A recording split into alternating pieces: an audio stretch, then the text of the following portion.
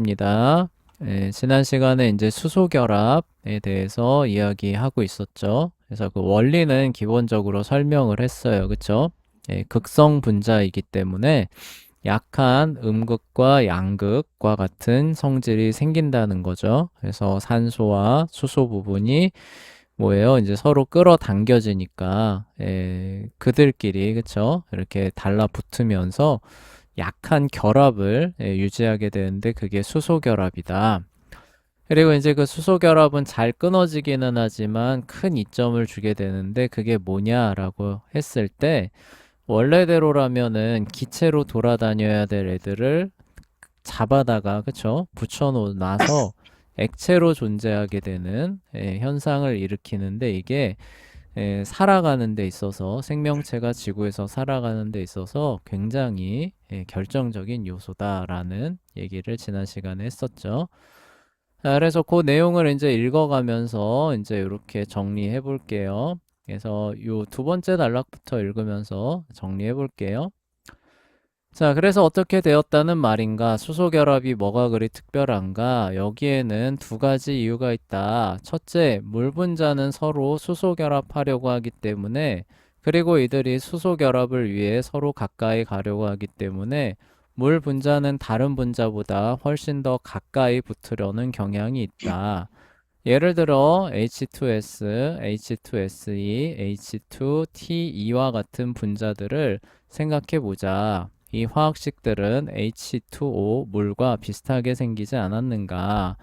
실제로 이들의 차이점은 산소 원자가 있어야 할 자리에 다른 원자가 있다는 것 뿐이다. 화학적인 관점에서 이들 세 분자는 매우 물과 흡사하다고 할 수 있다. 사실 이들은 모든 물질 중에 물과 가장 비슷한 화학 물질이다. 다른 점은 무엇일까? 이 분자들은 모두 실온에서 기체이다. 얘네들은 수소 결합이 안 이루어진다는 거죠. 물과 비슷한 이 화학 물질들은 실온에서 기체인데 물은 액체인 이유는 무엇일까? 바로 수소 결합 때문이다. 단원 3에서 액체와 기체의 큰 차이점은 그 물질의 분자 사이의 거리와 움직임의 속도라고 배웠다. 얼마나 멀리 떨어져 있는지와 이들이 얼마나 빠르게 움직이는지라고 배웠다. 수소결합은 물이 서로 가깝게 있게 하기 때문에 이들의 움직임을 다소 제한해요. 그 결과 화학적으로 비슷한 다른 물질들은 실온에서 기체인데도 물은 실온에서 액체가 되는 현상을 보여줍니다. 이 경우 우리는 다행이라고 말할 수 있겠다. 물은 살아가는데 반드시 필요한 물질이다.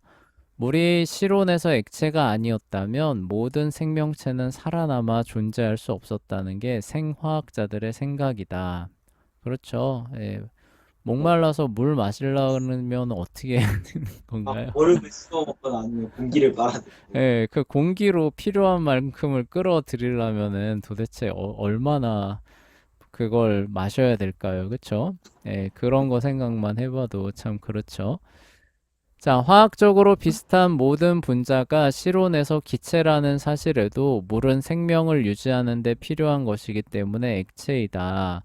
그 이유에 대한 화학적인 설명은 물론 수소 결합이지만 과학적으로 보면 수소 결합이 그 역할을 하지만 근본적으로는 하나님이 그렇게 만드셨기 때문이죠. 그쵸?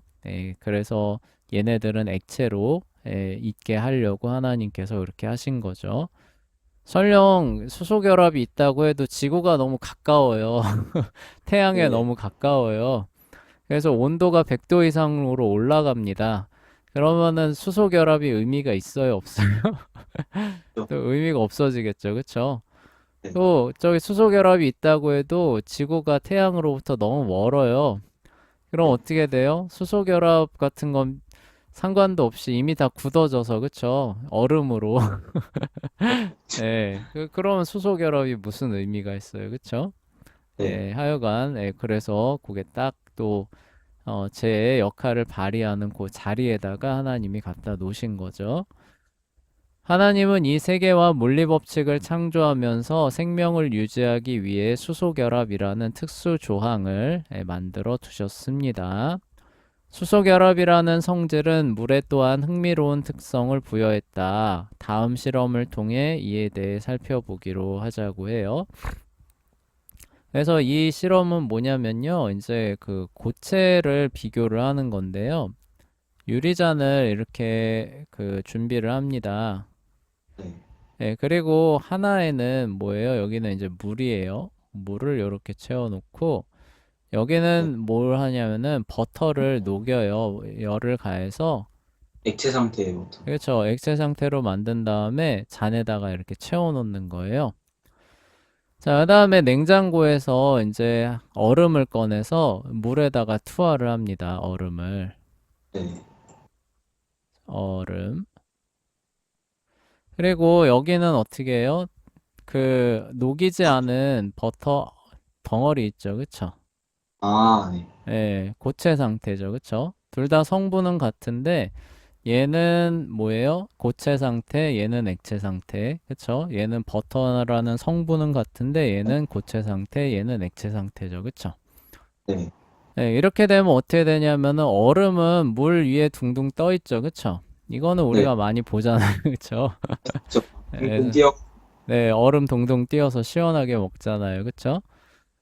자, 그러면은 버터는 어떻게 될 것 같아요? 얘도 이, 떠야 하는. 이거 생각하면 떠 있어야 될 것 같죠. 그쵸? 네. 네, 근데 그렇게 되지 않고 꼬르륵 가라앉아서 바닥에 이렇게 아, 있다고 합니다. 어, 네. 네. 자, 왜 그런지 이제 여기서 설명을 진행하면서 이제 생각저기 설명해 보도록 할게요. 자, 얼음과 버터에 발생하는 작용은 어떻게 달랐는가? 그쵸? 얼음을 물에 넣었을 때는 얼음이 물 위에 떴을 것이다. 그쵸? 반면 버터 토막을 액체 버터 속에 넣었을 때에는 버터가 가라앉았을 것이다. 왜 이렇게 될까? 이 세상에 있는 대부분의 물질들은 고체가 되었을 때 서로 가까이 붙으려고 한다는 거예요. 그쵸? 네. 자, 그리고 액체가 되었을 때는 어때요? 서로 멀리 떨어지려 하는 모습을 보여주죠. 지난 시간에 얘기했었던 거죠. 그쵸? 네. 기체는 어때요? 그거보다도 더 멀리 떨어지는 거죠. 그쵸? 네. 그래서 아예 제약을 안 받는 거고, 고체는 어때요? 완전히 제약이 돼서 옴짝달싹을 못하는 상태고, 그쵸? 네. 액체는 어때요? 약간 옴짝달싹은 할 수 있지만 바운더리가 정해져 있죠, 그쵸? 네. 네, 요런 상태예요. 자, 요거를 잘 한번 생각을 해봅시다. 그러면은 기본적으로 어떤 물체의 밀도를 측정을 한다고 했을 때 밀도, 뭐가 더 이렇게 그 조밀하게 서로 붙어 있느냐를 놓고 봤을 때 고체가 밀도가 높을까요? 액체가 밀도가 높을까요? 기체가 저기 밀도가 높을까요? 액체이지 않을까요? 세 개 중에 뭐가 제일 높을까? 고체, 액체, 기체 중에. 밀도, 뭐가 더 빽빽하게 같은 공간 안에 들어서 있을까요? 고체인가? 네, 고체겠죠. 그쵸? 왜요? 아, 액체 굳어져서 빽빽하게 돼서 그쵸? 얘가 빽빽해서 여유 공간 자체가 없잖아요. 그쵸?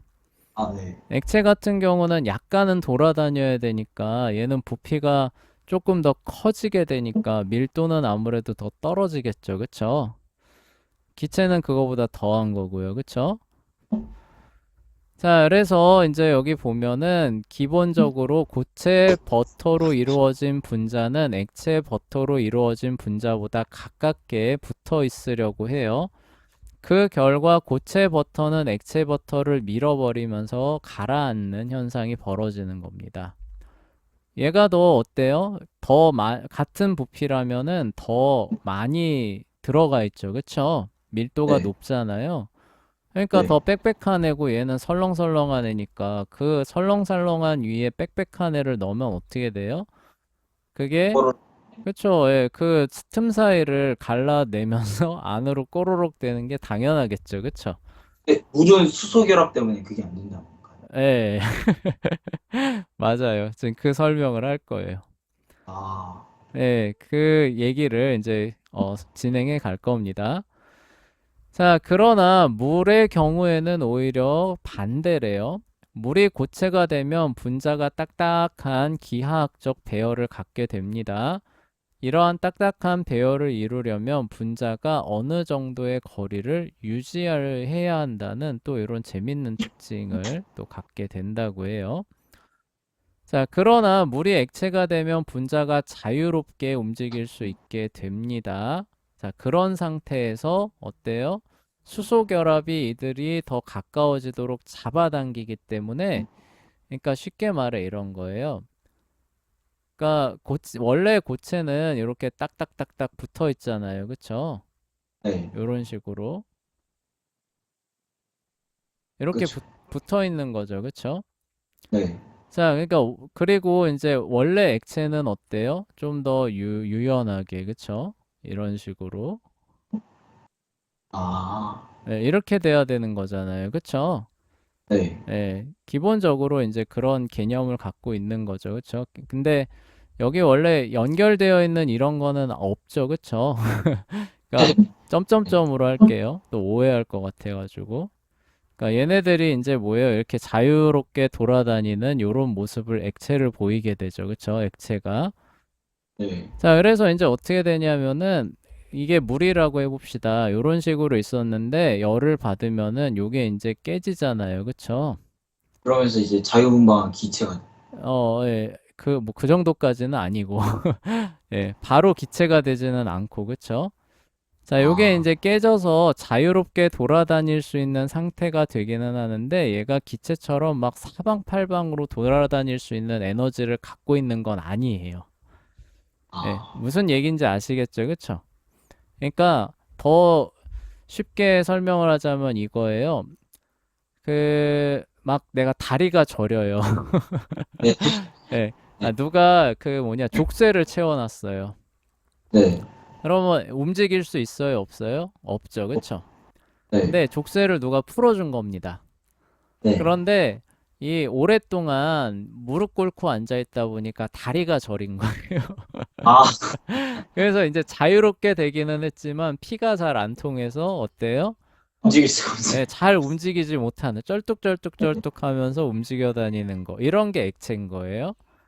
예, 기체는 뭐예요? 이제 저기 피가 완전히 잘 통하는 겁니다. 그래서 다다다다다다 아무런 제약 없이 달리는 요런 거 네, 생각하시면 돼요.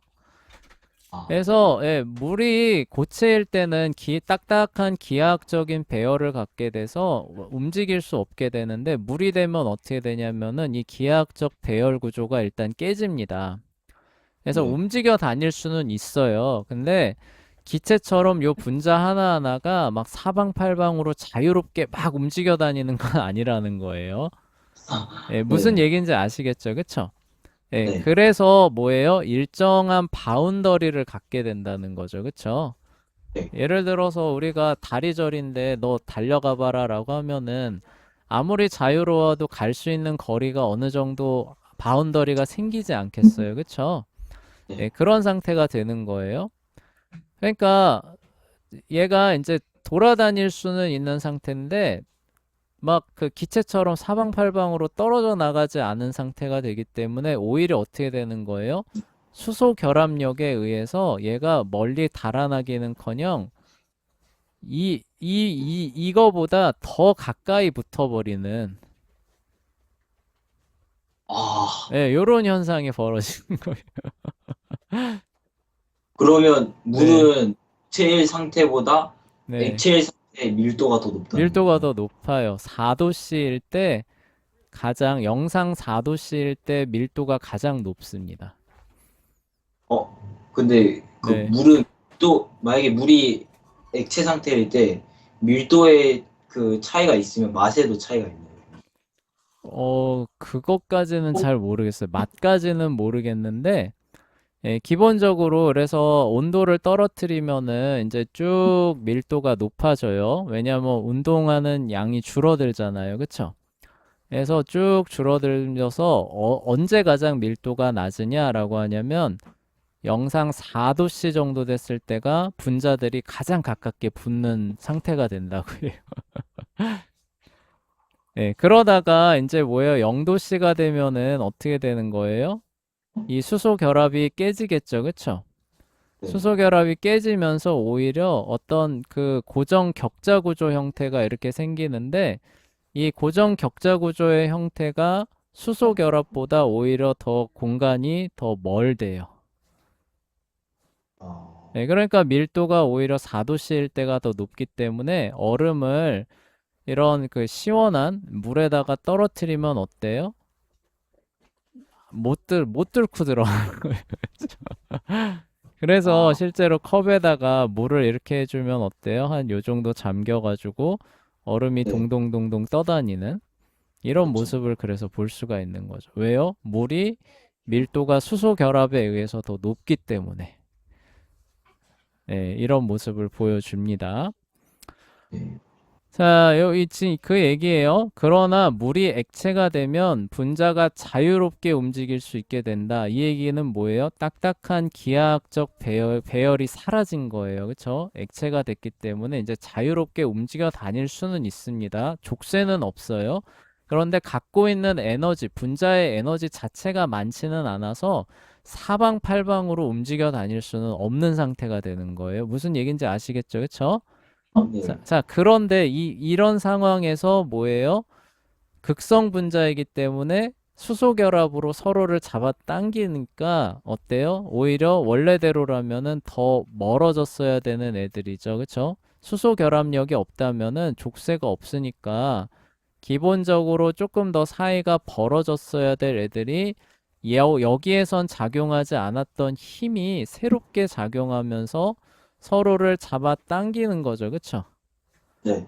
예, 그러니까 오히려 어때요? 더 사이가 가까워지면서 밀도가 오히려 더 높아지는 요런 예, 그 모습이 보여진다는 거죠. 네. 네, 그 얘기입니다. 그 결과 수소 결합이 이들을 더 가까워지도록 잡아당기는 것이다. 즉, 물 분자는 물이 고체였을 때보다 액체였을 때 더 가까워지게 되는 예, 그런 현상이 있게 돼요. 자, 이러한 이유로 얼음은 물 분자를 밀어내지 못해요. 예를 들어서 스폰지 같은 거 물에다가 담가 놓으려고 하면 어때요? 뭐 둥둥 계속 네, 떠다니죠. 그렇죠. 힘으로 억지로 눌러도 잘 안 되죠. 그렇죠? 네. 왜요? 선생님, 그만큼 네. 그럼 배가 뜨는 원리도 이런 건가요? 그럼 밀도가 높. 배는 그런 원리는 아니에요. 왜냐면은 쇠가 뜨는 거잖아요. 아, 부력 이런 거. 그거는 이제 그 다른 원리인데 네. 쇠기 때문에 기본적으로 꼬르륵 가라앉거든요. 그렇죠. 그런데 그거를 이제 닿는 면적을 이제 이렇게 넓히면은 그 말했던 것처럼 이제 그 부력이라고 하는 게 작용합니다. 근데 그게 그 무게보다 더 큰 부력이 작용할 수 있게끔 설계를 하는 거죠. 예, 아, 설계를 하게 되면은 이제 그게 물에 뜨게 되는 거예요. 아. 그래서 이 배도 네, 네. 밀도랑은 상관이 없는 거예요. 네, 그래서 배에 구멍 나면 어떻게 돼요? 가라앉잖아요. 그렇죠? 아, 예, 아, 밀도가 애초에 물보다 더 높은 물체이기 때문에 그런 거예요. 그런데 그런 거 아니고 그냥 그 스폰지 같은 거는 어때요? 우리가 어거지로 집어 눌러도 그게 물에 젖지만 않는다면은 예, 네. 그냥 다시 떠오르잖아요. 그쵸? 그렇죠. 예, 이런 이제 게 되는 거죠. 그쵸? 예. 아, 그 차이 아시겠죠? 그쵸? 그래서 얼음 같은 경우도 물에다가 어거지로 집어 넣어봐요. 그래도 어때요? 뾰로록 다시 떠오릅니다. 네. 예. 그런데 배는 어때요? 네, 부력으로 띄워놓은 거예요. 뭐 그런 어떤 물체 밀도로 떠올려 놓은 게 아니라 부력으로 띄워놓은 거기 때문에 얘네들은 어디에 구멍이 나가지고 이제 물이 안으로 들어와서 그 부력을 깬다. 부력보다 이제 더 큰 그 힘이 하중이 가해진다. 이러면 얘는 어떻게 되는 거예요? 그냥 꼬로로로 가라앉는 거죠. 그쵸? 아, 예, 네. 요렇게 이제 그 차이가 있게 되는 겁니다. 자, 그래요. 예, 그래서 여기 이제 빙산, 요 예를 보여주고 있죠. 그쵸? 네, 얼음인데 이렇게 떠다녀요. 자, 그래서 물 위에 얼음은 떠다니게 됩니다. 이 세상에 있는 대부분의 물질과는 달리, 그래서 우리 버터 봤었죠, 그쵸? 기본적으로 고체가 밀도가 더 높아요. 근데 물만은 오히려 어떻다는 거예요? 고체일 때 보다 액체일 때가 밀도가 더 크기 때문에 얼음을 물 위에 띄울 수 있게 되는 거죠. 물은 고체일 때가 액체일 때보다 더 멀리 있다. 예, 그쵸? 음, 그쵸? 예, 그래서 고체 얼음이 액체 위에, 물 위에 뜨는 것이다. 이러한 특성도 우리에게 매우 행운인 특성이다. 겨울철의 호수는 어떻게 되는가? 분명히 얼어붙지요. 그쵸? 네, 호수의 물이 전부 얼어붙느냐라고 하면 그렇지는 않아요. 일부만 얼어붙습니다. 그런데 만약에 얼음의 밀도가 물보다 더 컸다. 그러면 어떻게 될까요? 밀도. 예, 그러면 물로 가라앉겠죠. 예, 우리가 겨울철에 호수 가보면 어때요? 이렇게 일단, 있으면은 표면은 얼음이 있죠. 그쵸? 네. 근데 밑에는 어때요? 그냥 그대로 아, 물이죠. 그쵸? 네. 그래서 겨울철 얼음 낚시 가면 어때요? 여기 구멍 뚫어가지고 여기서 고기 낚아 올리고 이렇게 하잖아요. 그쵸? 네. 그런데 이게 우리가 알고 있는 현상이에요. 그런데 만약에 얼음이 물보다 밀도가 더 컸다. 일반적인 어, 물체들처럼. 그럼 어떻게 돼요? 겨울이 돼서 얼음이 얼어요. 그럼 그 얼음이 어떻게 되는 거예요? 밑에 가라앉고, 그쵸? 이거 뭐예요? 얼음이겠죠, 그쵸? 아, 이 위로 어떻게 되는 거예요? 물이 존재하는 요런 그림이 그려지겠죠, 그쵸?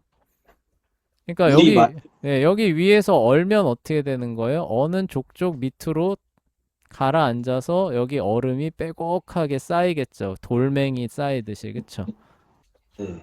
네, 요런 모습 보여주겠죠, 그쵸? 그래서 우리는 이렇게 어떻게 돼요? 밑에 물이 그대로 있는데 위에가 얼음인 모습을 보게 되는데 만약에 밀도가 얼음이 더 높았다. 일반적인 고체의 특징처럼. 그럼 어떻게 되느냐? 겨울철에 막 추위가 뭐 일주일, 이주일 오게 되면은 바닥에 얼음이 빼곡히 쌓여 있고 오히려 호수 표면은 어떻게 되는 거예요? 물이 물, 그대로 있는, 그쵸? 네, 이런 네. 모습을 보게 됐을 거라는 거죠. 그쵸? 네, 그럼 그러면은 우리가 얼음 낚시 같은 거 할 수 있어요? 없어요? 못하죠. 없죠. 그쵸? 네. 네, 그렇게 됐을 거라는 거예요. 아, 그런데 이게 되게 중요한데, 얼음 낚시가 왜 가능해요? 한번 잘 생각해 보세요. 얼음 낚시가. 물고기들이 살 수도 있다는 거 아니에요? 왜 살 수 있어요? 밑에는 물이니까요. 밑에 물이니까. 네. 그런데 밑에가 얼음이면 어떻게 되나요?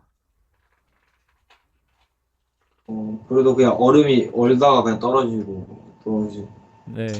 그래도 물은 있는 거 아니에요? 물은 있어서 살 수 있는 거 아니에요? 그런데 이 얼음이 굉장히 큰 얼음들이 이렇게 해가지고, 그, 여기 위 전체를 진짜 이렇게 덮는 큰 얼음이 형성됐다. 네. 그러면 어떻게 될까요? 이게 그리고 이제 시간이 가면서 점점 가라앉아요. 그럼 어떻게 될까요? 근데 물고기들은 피신하지 않을까요? 호수인데요? 그럼 떼죽음 네, 호수인데 너무 큰 한파가 다가와서 요만큼 생겨서 가라앉고 이런 게 아니라 이 네. 얼음이 이만큼 다 연결되는 애가 형성이 된 거예요. 네. 네, 그리고 얘가 이제 밀도에 못 이겨서 이제 가라앉기 시작합니다. 그럼 이 네. 밑에 있는 고기들은 어떻게 될까요? 물고기. 압사 나가지 않을까요? 압사예요. 네, 이 얘기는 뭐예요? 그러면은 호수에 사는 물고기들은 겨울을 날 수 있다는 거예요? 없다는 거예요? 없다는 거. 없다는 뜻이겠죠. 그쵸? 예. 그러면은 뭐 계곡이나 호수 이런 데에서는 생명체가 살 수가 없다는 뜻이 되겠죠. 그쵸? 아, 그런 뜻이 되고 말 거예요. 그런데 그렇지 않기 때문에 그 위에 얼어 있는 그 상태에서도 밑으로는 정상적인 활동들을 다 할 수 있기 때문에 거기에서 생명체들이 계속 겨울에도 살 수 있게 되는 거죠. 자, 그래서 여기 볼게요. 자, 뜨는 것이다. 여기까지 했었죠. 이러한 특성도 우리에게 매우 행운인 특성이다. 겨울철의 호수는 어떻게 되는가? 분명히 얼어붙는다.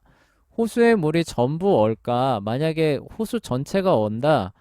거기 있는 물고기는 죽는 거죠. 그렇죠? 네, 같이 죽는 거예요. 근데 전부 얼지는 않기 때문에 사는 거예요. 물론 그렇지 않을 것이다. 만일 모두 얼어붙게 된다면 물속에 있는 모든 생명체는 죽게 되고 말 것이다. 그러나 호수는 얼어도 물의 이러한 속성 때문에 언 부분이 호수 위에 떠 있게 되는 이런 모습을 보여주게 됩니다. 얼음층이 호수 물 위에 떠 있기 때문에 아래의 물과 분리가 되고 물이 더는 얼지 않게 될 수 있다. 그래서 호수 안에 사는 생명체들이 살아남을 수 있다. 호수에 사는 유기체들에 의존한 다른 생명체들과 호수에서 음식을 구하는 우리를 생각해 보자. 물이 이러한 속성이 있지 않았다면 이 세상에 존재하는 수많은 호수에는 생물이 존재하지 못했을 것이다. 그리고 우리도 살아남지 못했을 것이죠. 그쵸? 이 네. 모든 것이 우리 창조주의 놀라우신 능력이 아니고 무엇이겠는가? 라고 얘기를 하고 있습니다. 오늘은 이제 그 수소결합, 그쵸? 수소결합 그 부분을 다시 한번 정리해 봤습니다. 그래서 뭐예요? 얼음 분자가 가깝게 있게 끌어당겨 준다는 거죠. 그쵸? 그래서 네. 얻는 이점이 뭐냐? 기체가 아니라 상온에서 액체로 존재할 수 있게 해준다. 그쵸? 네. 그리고 이게 액체로 존재함으로 말미암아서 뭐예요? 생명체가 살아갈 수 있는 환경이 조성됐다라는 거죠. 그쵸? 네, 그리고 또 하나는 뭐예요? 얘가 액체일 때 끌어당겨주기 때문에 오히려 밀도가 얼음보다 높다는 거죠. 그쵸?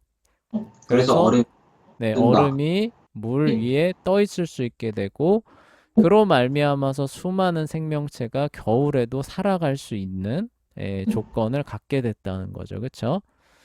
그래서 이러한 부분들을 보고 창조주의 놀라우신 지혜에다가 이제 감사를 돌리는 모습을 우리가 볼 수 있습니다.